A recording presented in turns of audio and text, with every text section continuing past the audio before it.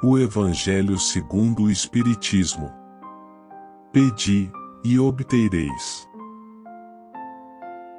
Qualidade da prece. Quando orardes, não vos assemelheis aos hipócritas, que, afetadamente, oram de pé nas sinagogas e nos cantos das ruas para serem vistos pelos homens. Digo-vos, em verdade, que eles já receberam sua recompensa. Quando quiserdes orar, entrai para o vosso quarto e, fechada a porta, orai a vosso Pai em secreto, e vosso Pai, que vê o que se passa em secreto, vos dará a recompensa. Não cuideis de pedir muito nas vossas preces, como fazem os pagãos, os quais imaginam que pela multiplicidade das palavras é que serão atendidos. Não vos torneis semelhantes a eles, porque vosso Pai sabe do que é que tendes necessidade, antes que lhe peçais. Mateus, capítulo 6, versículos de 5 a 8. Quando vos aprestardes para orar, se tiverdes qualquer coisa contra alguém, perdoai-lhe, a fim de que vosso Pai, que está nos céus, também vos perdoe os vossos pecados. Se não perdoardes, vosso Pai, que está nos céus, também não vos perdoará os pecados. Marcos, capítulo 11, versículos 25 e 26. Também disse esta parábola a alguns que punham a sua confiança em si mesmos, como justos, e desprezavam os outros. 2 homens subiram ao templo para orar, um era fariseu, publicano o outro. O fariseu, conservando-se de pé, orava assim, consigo mesmo: Meu Deus, rendo-vos graças por não ser como os outros homens, que são ladrões, injustos e adúlteros, nem mesmo como esse publicano. Jejuo 2 vezes na semana, dou o dízimo de tudo o que possuo.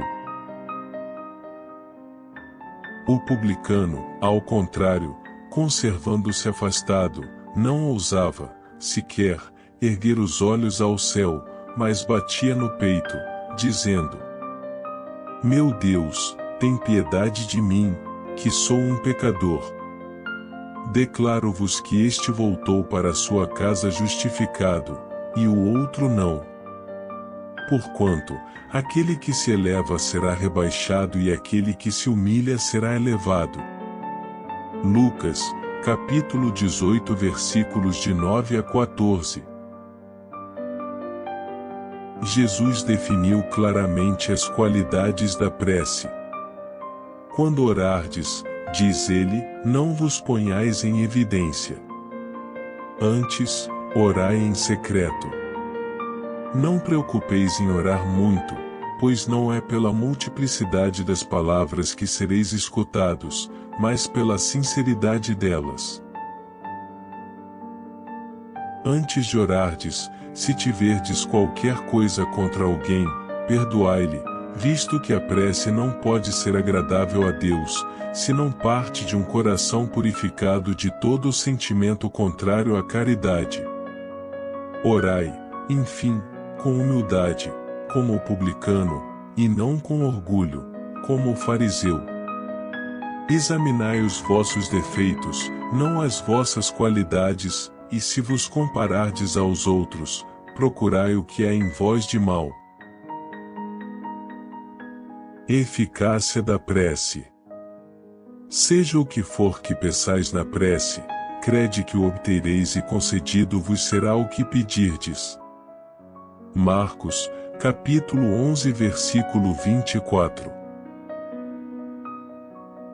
Há quem conteste a eficácia da prece, com fundamento no princípio de que, conhecendo Deus as nossas necessidades, inútil se torna evidenciá-las. E acrescentam os que assim pensam que, achando-se tudo no universo encadeado por leis eternas, não podem as nossas súplicas mudar os decretos de Deus. Sem dúvida alguma, há leis naturais e imutáveis que não podem ser alteradas ao capricho de cada um. Mas daí a crer-se que todas as circunstâncias da vida estão submetidas à fatalidade, vai grande distância. Se assim fosse, nada mais seria o ser humano do que instrumento passivo, sem livre-arbítrio e sem iniciativa. Nessa hipótese, só lhe caberia curvar a cabeça ao mando dos acontecimentos, sem cogitar de evitá-los. Deus não lhe concedeu a razão e a inteligência, para que ele as deixasse sem serventia. A vontade, para não querer. A atividade, para ficar inativo. Sendo livre o ser humano de agir num sentido ou noutro, seus atos lhe acarretam, e aos demais, consequências subordinadas ao que ele faz ou não.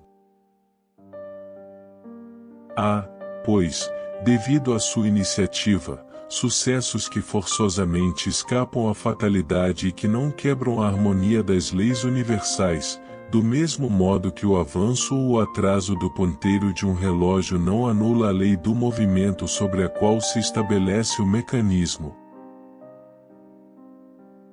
Possível é, portanto, que Deus conceda certos pedidos, sem perturbar o equilíbrio das leis que regem o conjunto, subordinada sempre à sua aprovação e vontade. Observe esse conceito. Concedido vos será o que quer que pedirdes pela prece. Seria ilógico deduzir que basta pedir para obter, e injusto seria acusar a providência se não concede a toda súplica que se lhe faça, uma vez que ela sabe, melhor do que nós, o que é melhor para nosso bem. É como procede um pai criterioso que recusa ao filho o que seja contrário aos seus interesses. Em geral, o ser humano apenas vê o presente. Ora, se o sofrimento é de utilidade para a sua felicidade futura, Deus o deixará sofrer, como o cirurgião deixa que o doente sofra as dores de uma operação que lhe trará a cura. O que Deus lhe concederá sempre, se o pedir com confiança, é a coragem, a paciência, a resignação.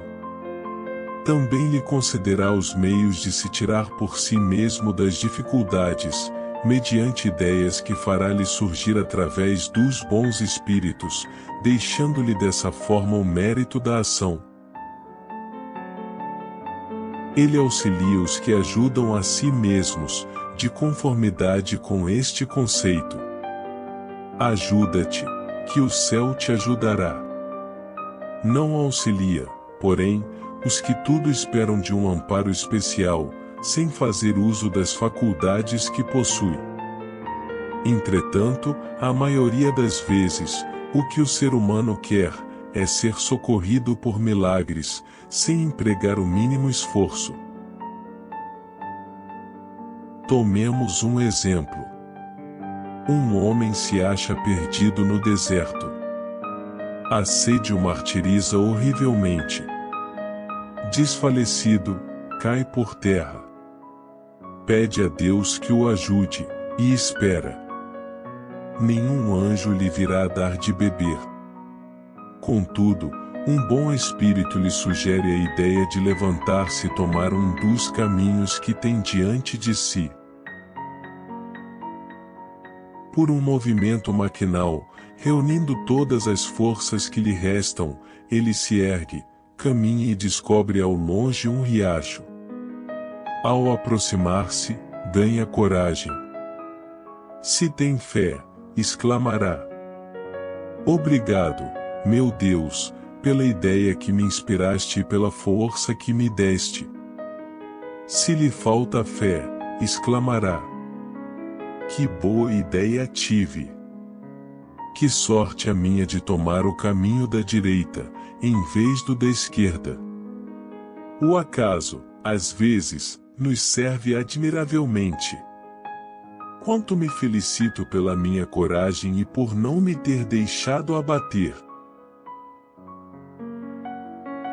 Mas dirão, por que o bom Espírito não lhe disse claramente? Segue este caminho, que encontrarás o de que necessitas? Por que não se lhe mostrou para o guiar e sustentar no seu desfalecimento?